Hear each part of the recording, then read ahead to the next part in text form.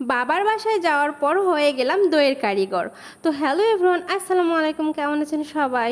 তো welcome to my new another blog. তো আজকের ভিডিওতে থাকছে আমি বাবার বাসায় যাওয়ার পর কোথায় কোথায় ঘুরতে গেলাম আর কি কি করলাম। তো এই যে দেখতে পাচ্ছেন আমার ছেলেটা কত সুন্দর করে ঘুমাচ্ছে, আর এখানে আমার মা মাছের ডিম ভুনা করতেছে। তো মায়ের হাতের এই মাছের ডিম ভুনাটা কিন্তু আমার খুবই মজা লাগে, তো যার কারণে বলছিলাম বেশি করে মাছের ভুনা করো, তো খাবো পেট ভরে ভাত। তারপরে আমি বাবার বাসায় ঘুরে ঘুরে দেখছিলাম, এখানে অনেকগুলো আম ধরেছে গাছে। তো রাস্তা থেকে সোজা নেমেই কিন্তু আমাদের বাসা। তো এখানে অনেকগুলো আমের গাছ আমার ভাইয়া লাগিয়েছিল, তো সব কটাতে আম ধরেছে। আর তারপরে এই যে সন্ধ্যাবেলায় আমার মা যে এখানে হচ্ছে দইয়ের ভার যেটাকে বলে সেটা পরিষ্কার করতেছিল, তো আমিও কিন্তু দেখে এখানে বসে পড়েছি।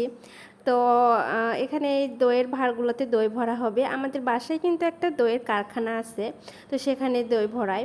আর এখানে দুপুরবেলায় যে আমার ছেলে ঘুমিয়ে গিয়েছে, তাকে ঘুম পাড়িয়ে দিয়েছি।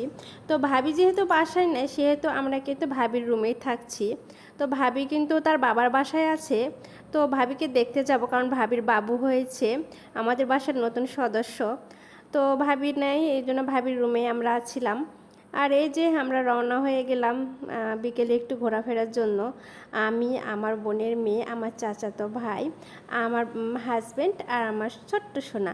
তো সবাই মিলে আমরা হচ্ছে আমাদের বাসার পাশেই, বেশি না 5 মিনিট সময় লাগে, এখানে একটা সুন্দর রেস্টুরেন্ট ভিউ পয়েন্ট আছে। তো এখানে বাচ্চাদের খেলনা, তারপরে অনেক সুন্দর ডেকোরেশন। এর আগেও এখানে আসছিলাম, তবে এত সুন্দর ছিল না। এবার এসে দেখি অনেক সুন্দর করে ডেকোরেশন করেছে। বেশিরভাগ অনেকে আসে ছবি ওঠানোর জন্য। তো আমরা গিয়েছি ঈদের প্রায় 15 দিন পর, যার কারণে এখন ভিড় খুবই কম। আর সন্ধ্যার পর এই ভিউটা কিন্তু অনেক সুন্দর হয়, ছবি ওঠানোর জন্য পারফেক্ট। তো আমরা এই যে বাবুকে নিয়ে খেলনা ঘরে গিয়েছিলাম, এখানে বাচ্চাদের জন্য খেলনারও কিন্তু অনেক কিছু আছে। এই যে তার বাবা তার বাচ্চা বাবুকে নিয়ে হচ্ছে খেলনার ঘরে, তারে নিয়ে হচ্ছে খেলনা করতেছে। আর এই যে সে এখন খুব মজা পাচ্ছে। তো প্রত্যেক পিস মানে কেউ খেলতে ঢুকলে তার জন্য 20 টাকা করে দিতে হয়। আর তারপরে এই যে আমরা হচ্ছে দোলনায় করে দোল খাচ্ছিলাম।